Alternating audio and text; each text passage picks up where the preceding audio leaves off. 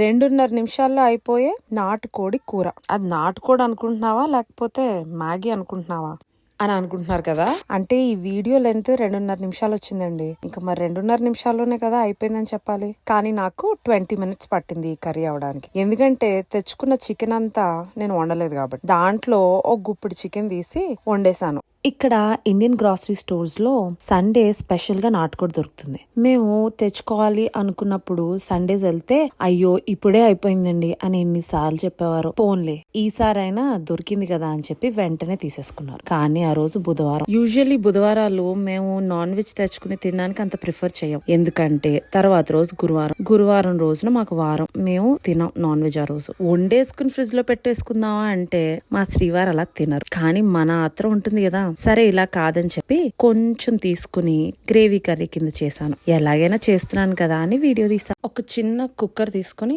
దాంట్లో ఆయిల్ వేసి పచ్చిమిరపకాయలు, ఉల్లిపాయలు, కరివేపాకు వేసుకుని లైట్ గా వేపుకున్న తర్వాత కోడి పీసెస్ వేసుకోవాలి. నేను ఆల్మోస్ట్ ఒక 250 గ్రామ్స్ వేసుకున్నట్టు. అది కుక్ అవుతూ ఉన్నప్పుడు మనం మసాలా చేసేసుకోవచ్చు ఫ్రెష్ గా.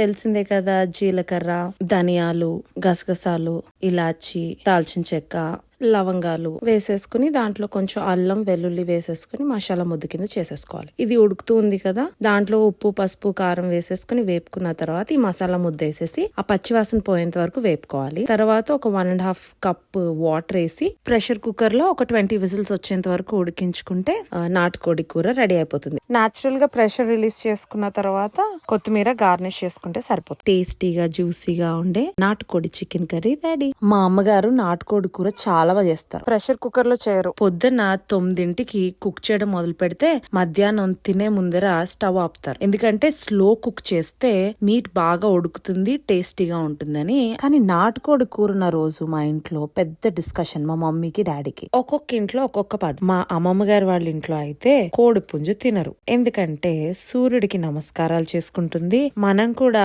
సూర్య నమస్కారాలు చేసుకుంటాం కాబట్టి తినకూడదు అని వాళ్ళు తినరు. అదే మా నాన్నమ్మ గారి ఇంట్లో వాళ్ళు అనుకోండి, వాళ్ళకి అలాంటి పద్ధతులు ఏం లేవు. కోడి పుంజు అంటే మగ కోడి అని అర్థం. అదే పెట్టంటే కోడి పెట్టంటే గుడ్లు పెట్టే కోడి అని అర్థం, అంటే ఆడకోడి. సంక్రాంతి టైంలో అయితే కంపల్సరీ కోడి పుంజ తింటాం. ఎందుకంటే అప్పుడు కోడి పందాలు జరుగుతాయి కాబట్టి. ఎందుకంటే పందెం కోడి చాలా రుచిగా ఉంటుంది. ఇంకా మిగతా మామూలు రోజులైతే కోడి పెట్టే. చిన్నప్పటి నుంచి నాకు మా తమ్ముడికి ముక్క లేకపోతే ముద్ద దిగదు, అలాగా ఉండేవాడు. సో పుంజో పెట్టో మాకెందుకండి, మాకు ముక్క ఉంటే చాలు అని అనుకునేవాళ్ళు. కానీ పెళ్ళయి పెద్ద అయిన తర్వాత అప్పుడు తెలిసింది ఈ డిఫరెన్సెస్ అన్ని. వామ్మో, వండుకుని తినే దాంట్లో ఎంత ఉందా అని చెప్పి. ప్రతి ఫుడ్ కి ఒక్కొక్క బ్యాక్ స్టోరీ ఉంటుంది కదండి, చాలా ఇంట్రెస్టింగ్ గా అనిపిస్తుంది. I hope you like my video. Please like and subscribe. Thank you for watching.